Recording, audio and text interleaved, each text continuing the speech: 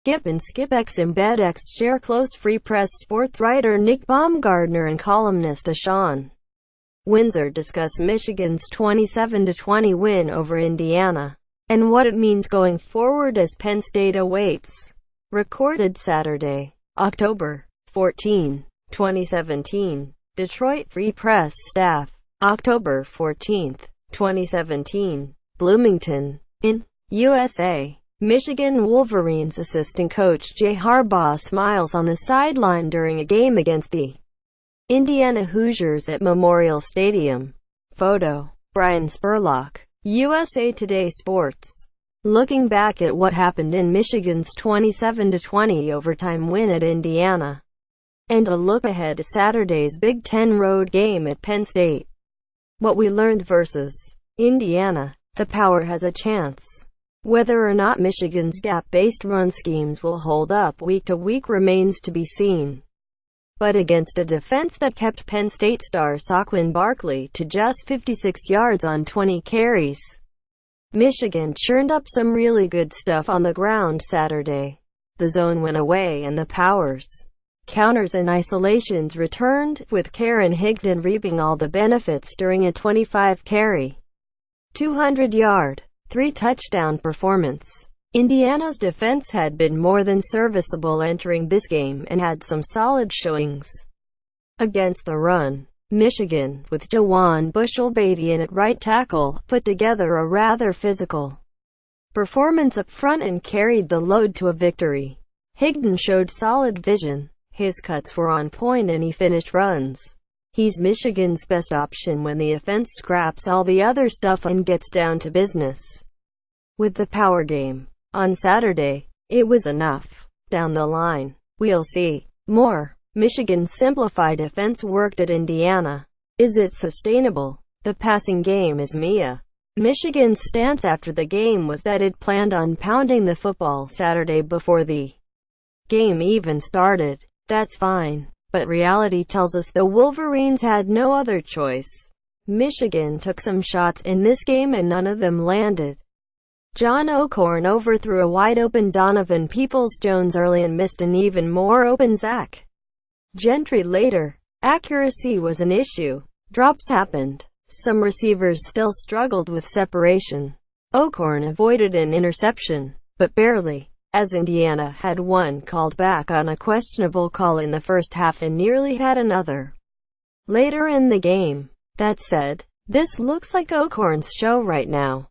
Michigan showed zero signs that it was even considering a move to Brandon Peters or Dylan McCaffrey in this one. And if 10 of 20 for 58 yards isn't enough for a new wrinkle, then it's obvious the staff isn't all that confident in either a youngster right now.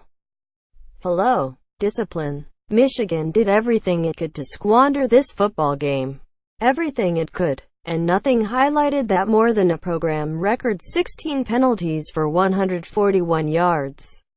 All three phases were guilty in this one as yellow laundry filled the field when Michigan was on offense, defense and playing special teams. Whether it was the 3 flags on one play during a defensive drive or a brutal delay of game just before Michigan uncorked a completely wide-open shovel pass. It was rough. Michigan visits No. 3 Penn State next week. That penalty number will need to be cut in half and then cut in half again. And maybe more, for this team to have a shot in Happy Valley.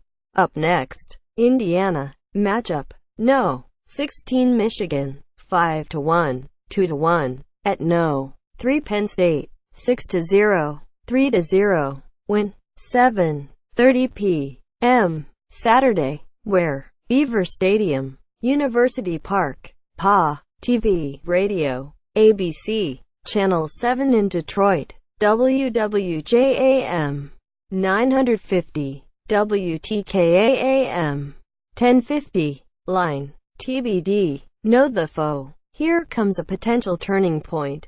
Penn State's unbeaten. ranked in the top 4 on gearing up for its biggest home game of the season.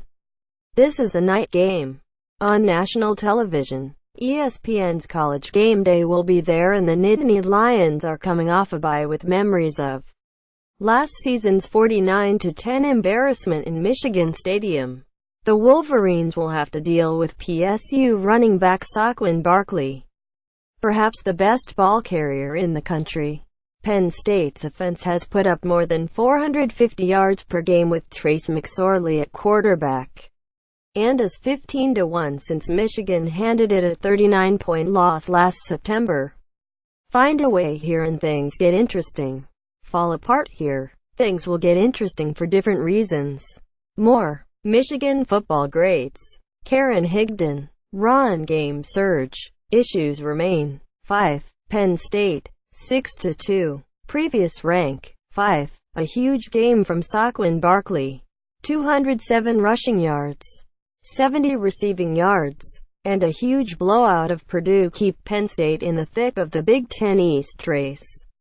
Yes, they need some help from Ohio State against Michigan, but PSU's easy schedule the rest of the way gives hope. Photo. USA Today Sports. 3 things to watch. The offensive lines. Barkley is outstanding, perhaps the best individual offensive player in the country in terms of talent. His offensive line, however, is still a bit of a mess. Penn State, like Michigan, has struggled to keep opposing defenses out of its offensive backfield. For as talented as Barkley is, the Nittany Lions do all they can to make things difficult on him. Barkley's rushed for just 131 yards on 36 carries over his last 2 games versus Indiana at Northwestern. In those games, Penn State gave up a ridiculous 23 tackles for loss. Penn State's given up a Big Ten worst 50 TFLs this season. Michigan, meanwhile, isn't far behind at 43. Shoddy offensive line play can sabotage an offense, no matter how skilled it might be. Which brings us to our next point. The defensive front sevens. There might be some stat padding going on in this one from both sides. Michigan still holds the country's top-ranked defense and has yet to allow an opponent to hit the 280-yard mark in a single game this season. Penn State, meanwhile, ranks no. 9. Both of these teams are aggressive up front and live in opposing backfields, as Penn State, 51, and Michigan, 47, rank NOS, 2 and 3, respectively, in the Big Ten in tackles for loss. Michigan leads the league with 20 sacks. Penn State is 2 spots back with 17. Both units can ruin a game plan and control a game. The difference: Penn State's offense has been more dynamic and explosive and hasn't sabotaged its defense yet. The pass game. A lot of what Penn State does on the ground is still predicated completely on Barkley. The Nittany Lions ask him to break tackles, make people miss, and make up for poor blocking at the point of attack. And he pulls it off quite a bit. The passing game, though, has been Penn State's X-factor this season.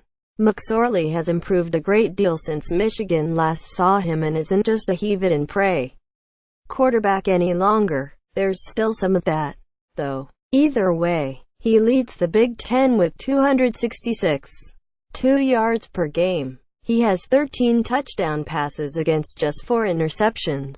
Michigan, meanwhile, has flatlined with its pass attack as John O'Korn is now 26 of 55 for 256 yards and 3 interceptions in his last 2 games.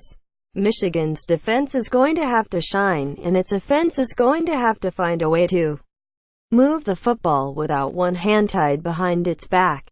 Otherwise, this is going to be a serious uphill climb for the Wolverines. Contact Nick Baumgardner, nbaumgarden@freepress.com. Follow him on Twitter at Nick Baumgardner. Download our Wolverines Extra app for free on Apple and Android devices.